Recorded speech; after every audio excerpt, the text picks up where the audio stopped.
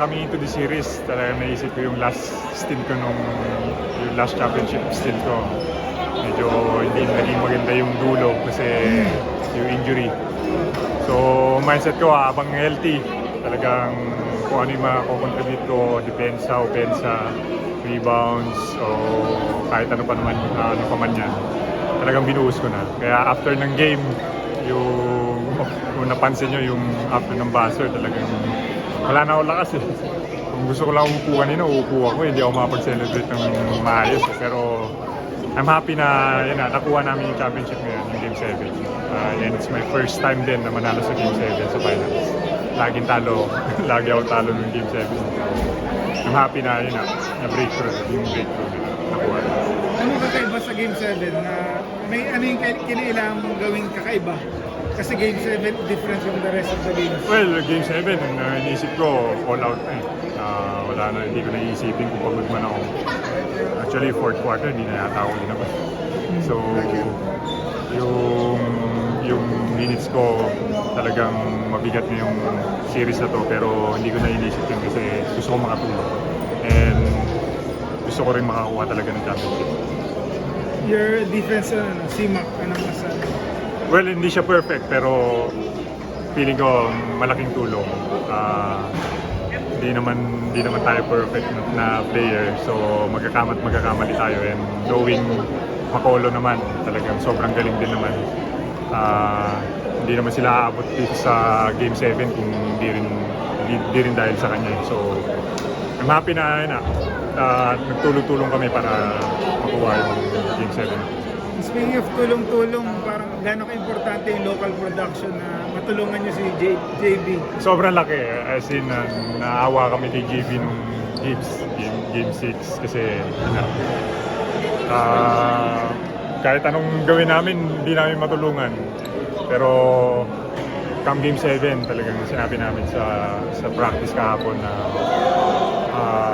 if we will win this Game 7, talagang every help na may bibigay namin kay JB, malaking tulong din para makuha yung championship.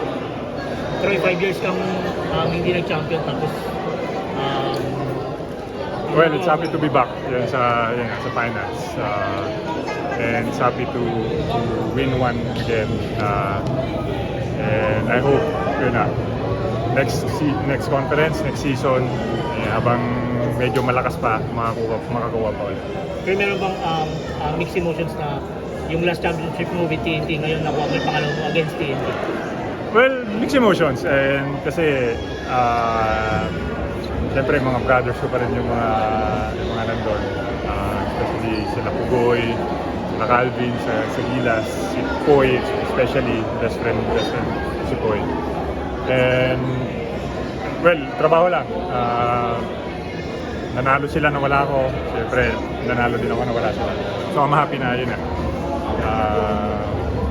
nanalo kami, and sabi ko nga kay Poy, kita tayo after ng Gilas kasi after dito, diretso Gilas ako eh. Kasi call up yung Gilas.